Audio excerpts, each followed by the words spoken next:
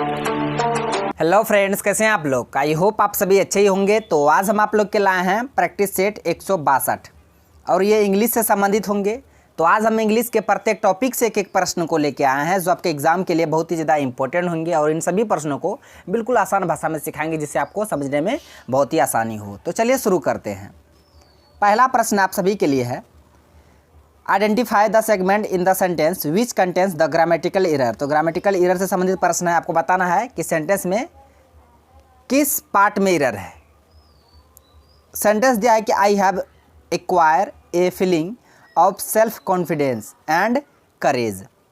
एक बात हम बता दें आपको, अगर सेंटेंस में कहीं भी आपको हैव दिखे, हैज दिखे और हैड दिखे, सेंटेंस में कहीं भी आपको क्या क्या दिखे, हैव दिखे, हैज दिखे, हैड दिखे, उसके बाद जो वर्ब आएगा वो वर्ब का कौन सा फॉर्म होगा? वर्ब का थर्ड फॉर्म होगा। कौन सा फॉर्म होगा?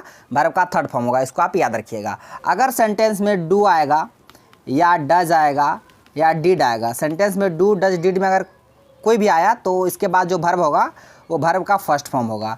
इन दोनों बातों को आपको ध्यान में रखना है। डू डज डिड आएगा तो उसके बाद वर्ब का फर्स्ट फॉर्म, अगर हैव हैज़ हैड आएगा तो वर्ब का थर्ड फॉर्म। तो यहाँ पे हैव आया है, आई हैव, तो हैव के बाद थर्ड फॉर्म होना चाहिए, लेकिन यहाँ एक्वायर दिया हुआ, एक्वायर यानी एक्वायर्ड होगा, वर्ब का थर्ड फॉर्म होगा, इसमें ईडी लग जाएगा। तो इसी पार्ट में एरर है, यहाँ पे एरर है। यहाँ एक्वायर, यहाँ V1 नहीं होगा, V3 होगा, इसमें ईडी लग जाए, एक्वायर्ड हो जाएगा। तो ऑफ सेल्फ कॉन्फिडेंस ये भी सही है, ये भी सही है, ये भी सही है। गलत कहाँ है? यहाँ एक्वायर नहीं होगा, यहाँ इसमें ईडी लग के V3 होगा।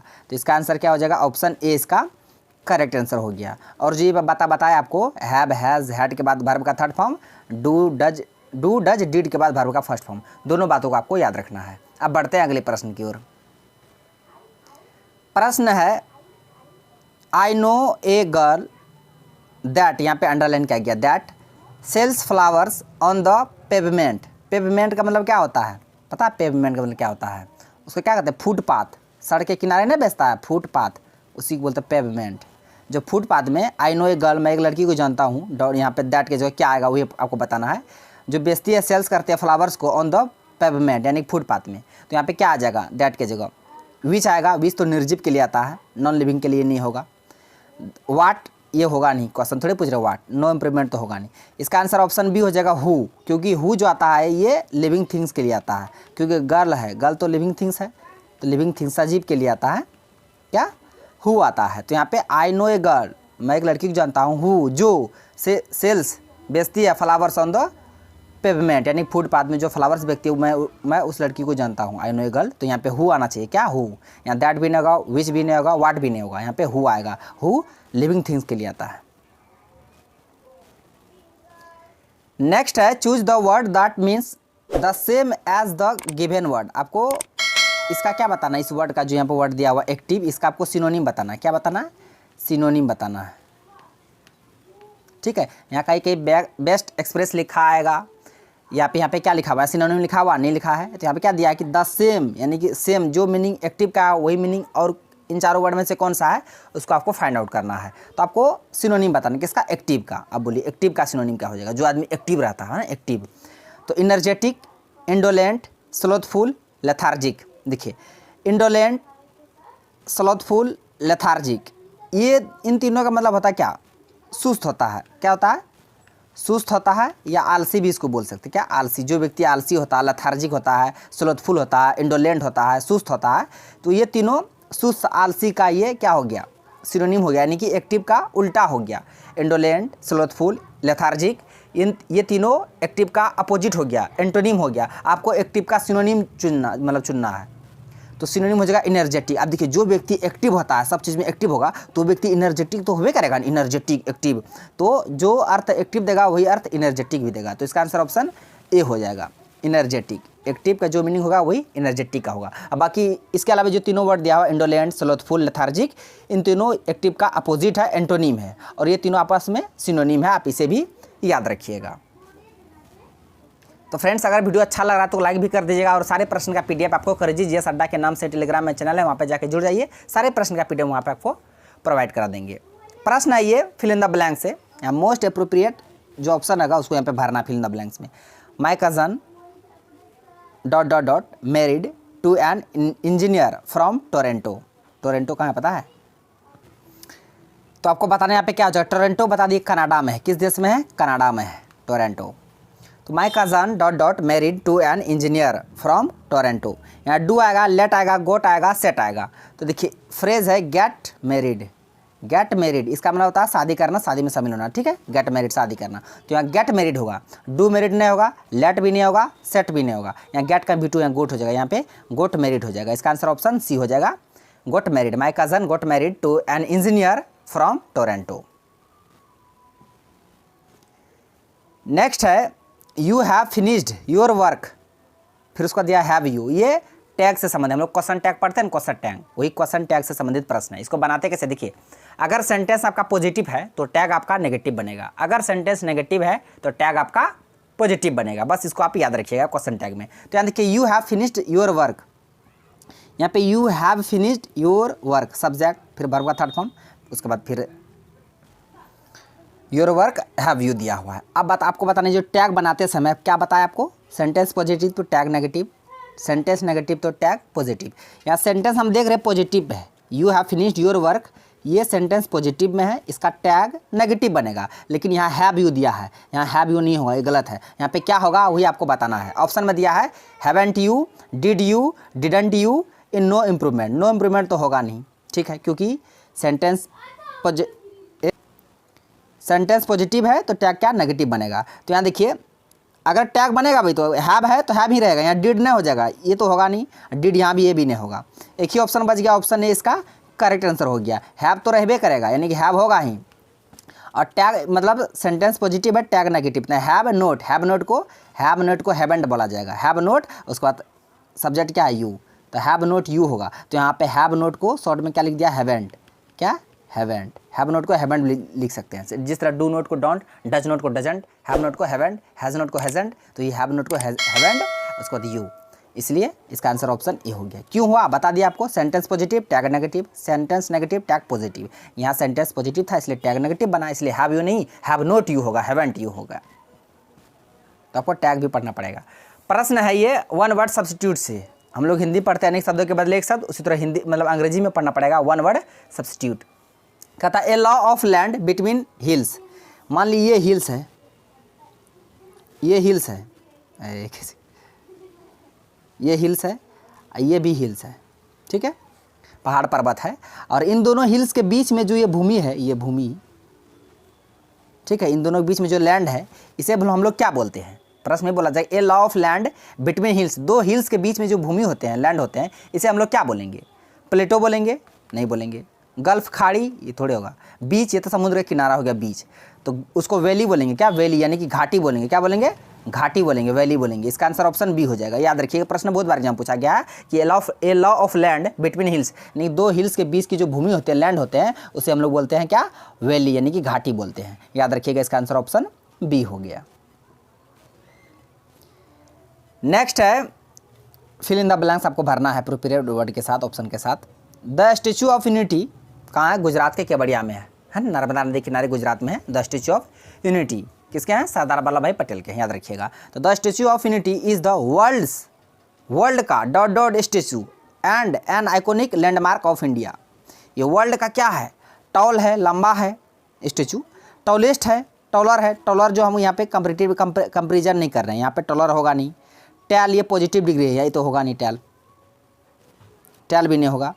उसके बाद बच गया आपको टॉलेस्ट, मोस्ट टॉलेस्ट, यही दोनों में कोई होगा, टॉल टॉलर है। देखिए अंग्रेजी में होता है, पहले उसको ऑप्शन को एलिमिनेट करने की कोशिश कीजिएगा, अगर छांट दीजिएगा तो तब जो बचेगा तब उसमें आपको दिमाग लगेगा। यहाँ तो 4 था, ऑप्शन 4 था, हम देख लीजिए स्टैच्यू ऑफ यूनिटी है पूरा वर्ल्ड का सबसे लंबा है, सबसे लंबा वाला यहाँ पे बात हो रहा है, तो यहाँ पे टॉलर कंपेरिजन थोड़े कर रहे हैं, टॉलर होगा नहीं, और टॉल तो पॉजिटिव डिग्री होगा नहीं, हम पहले 2 ऑप्शन को छांट दिए। अब बचा मोस्ट टॉलेस्ट और टॉलेस्ट। अब देखिए 2 सुपरलेटिव डिग्री हमेशा एक साथ नहीं आएगा, ये बात आप माइंड में फिट कर लीजिए, 2 सुपरलेटिव डिग्री एक साथ नहीं आएगा। यहाँ पे मोस्ट भी सुपरलेटिव डिग्री है, उसके बाद टॉलेस्ट भी सुपरलेटिव डिग्री है, ठीक है, 2 सुपरलेटिव डिग्री एक साथ नहीं आएगा, इसलिए ये भी ऑप्शन नहीं होगा आपका। एक ही ऑप्शन बच गया, ऑप्शन सी इसका करेक्ट आंसर हो जाएगा, टॉलेस्ट। तो ऐसे होगा कि the statue of unity is the world's tallest statue and an iconic landmark of new India. तो यहाँ पे टॉलेस्ट होगा,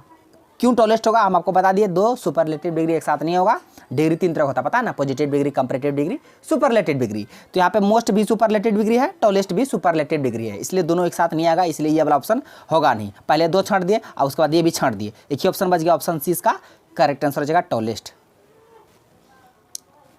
टॉल पॉजिटिव डिग्री था, टॉलर कंपैरेटिव था, टॉलेस्ट सुपरलेटिव डिग्री था। नेक्स्ट आपको ये भी ग्रामेटिकल इरर से संबंधित प्रश्न है, आपको बताना किस पार्ट में इरर है, गलत है, ठीक है।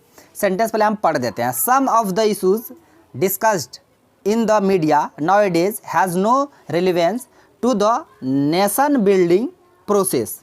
अब बताइए कहाँ पे आपको गड़बड़ी लग रहा, दिक्कत लग रहा, मतलब इरर है, गलत है, उसको आपको चुनिए, दिमाग लगाइए कहाँ पे गलत होगा। देखिए जब भी सेंटेंस से पढ़ते हैं ना, आप देखिए सब्जेक्ट देखिएगा कहाँ, उसके बाद सब्जेक्ट के अनुसार वर्ब को फिट कीजिए, ये बात आप याद रखिएगा, सब्जेक्ट के अनुसार वर्ब को फिट करना पड़ता है। अगर सब्जेक्ट बता देते थोड़ा, अगर सब्जेक्ट आपका सिंगुलर रहा तो वर्ब भी क्या हो जाएगा, वर्ब भी क्या हो जाएगा, सिंगुलर होगा। अगर सब्जेक्ट सिंगुलर बोले हैं, सब्जेक्ट सिंगुलर तो वर्ब भी सिंगुलर। अगर सब्जेक्ट प्लूरल तो वर्ब भी क्या होगा, प्लूरल होगा, याद रखिएगा। सब्जेक्ट सिंगुलर तो वर्ब भी सिंगुलर, सब्जेक्ट प्लूरल तो वर्ब भी प्लूरल हो जाएगा। अब देखिए हम लिखे जिस तरह हैव लिखे और हैज़ लिखे, तो हैव आपका हो गया प्लूरल, हैज़ सिंगुलर, याद रखिएगा। उसी तरह हम अगर डू लिखे, डज लिखे, डू आपका हो गया प्लूरल, डज हो गया सिंगुलर। नाउन में हम एस या एस लगाते हैं तो प्लूरल बनाने के लिए नाउन में एस या एस लगाते हैं, लेकिन वर्ब में एस या एस लगाइएगा तो वर्ब सिंगुलर होगा, याद है, उल्टा हो जाता है। नाउन में हम लोग प्लूरल बनाने के लिए एस या एस जोड़ते हैं, जिस तरह बॉय हो गया नाउन, इसका प्लूरल बनाएंगे तो बॉयज हो जाएगा, एस लगाए तो प्लूरल बन गया। अगर मान लिए वर्ब है ये हो गया आपका क्या, प्लूरल, इसको सिंगुलर बनाइएगा तो इसमें एस जोड़ना पड़ेगा, डू का डज हो जाएगा। देखिए तो यानी वर्ब में सिंगुलर से प्लूरल बनाने के लिए एस या एस जोड़ते हैं तो वो सिंगुलर बन जाता है। ये सिंगुलर है, ये डज सिंगुलर है, ठीक है, लेकिन ये बॉयज़ प्लूरल है, नाउन में उल्टा हो जाता है। बस यह बात हमको बताना चाहते थे, आई होप आप ये समझ गए होंगे, ठीक है। अब यहाँ प्रश्न में आइए। प्रश्न में देखिए सम ऑफ द इशूज़, ये सब्जेक्ट है, ये सेंटेंस का सब्जेक्ट है। सम ऑफ द इशूज़ ये प्लूरल है, इशूज़ है, प्लूरल सब्जेक्ट है। अब सब्जेक्ट प्लूरल तो वर्ब भी प्लूरल। वर्ब देखिए discussed in the media nowadays has यहाँ गड़बड़ी है, हैज़ बता कि आपको ये सिंगुलर वर्ब है, आपको यहाँ सब्जेक्ट देखिए प्लूरल है तो यहाँ वर्ब भी प्लूरल होगा, यहाँ हैज़ नहीं होगा, यहाँ क्या होगा, हैव होगा, क्या होगा, हैव होगा, ठीक है।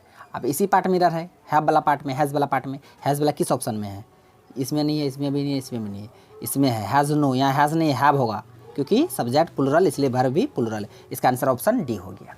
क्यों हुआ हम आपको बता दिए।